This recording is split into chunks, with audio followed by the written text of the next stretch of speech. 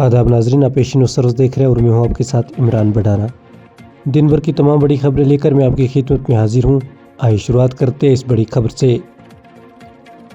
अनंतनाग के पहलगाम से उरू जाने वाली सड़क पर हफ्ते के रोज़ एक अलमनाक सड़क हादसा पेश आया जब एक तवेरा गाड़ी गहरी खाई में जा गिरी।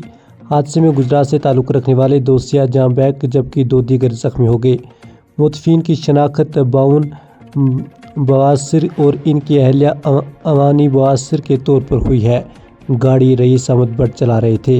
मंशियात के खिलाफ कार्रवाई को मौसर बनाने के लिए अनंतनाग पुलिस ने एक मनफरद इकदाम करते हुए कई नंबरदारों और चौकीदारों के खिलाफ कार्रवाई शुरू की है। पुलिस के मुताबिक मुतलका देहात में गैर कानूनी पोस्ट की काश्त की इतला न देने पर ये कदम उठाया गया। पुलिस स्टेशन श्री गफूरा में दर्ज NDPS एक्ट के मुकदमात की जांच के दौरान इन एहलकारों की गफलत सामने आई। नशा मुक्त जम्मू कश्मीर अभियान के तहत श्रीनगर पुलिस ने drugs and food control organisation के इश्तिराक से कार्रवाई करते हुए ज़िला में 3 मेडिकल शॉप्स को सील कर दिया।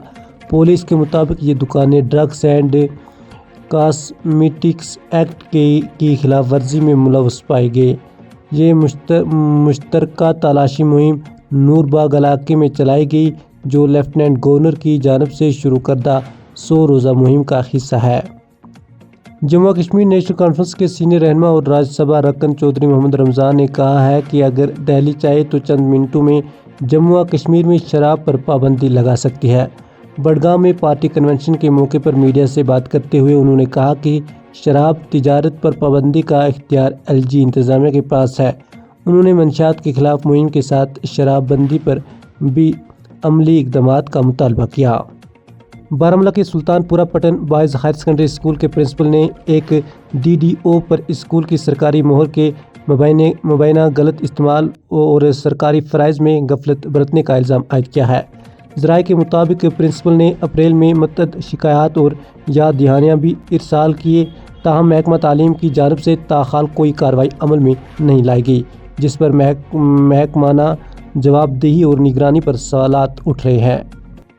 बडगाम में नेशनल कॉन्फ्रेंस के कन्वेंशन के दौरान एक कारकुन ने अवामी मसाइल उठाते हुए LPG सहूलियात, बढ़ते बिजली बिल, SPOs और आंगनवाड़ी वर्करों के मसाइल की तरफ तवज्जो दिलाई।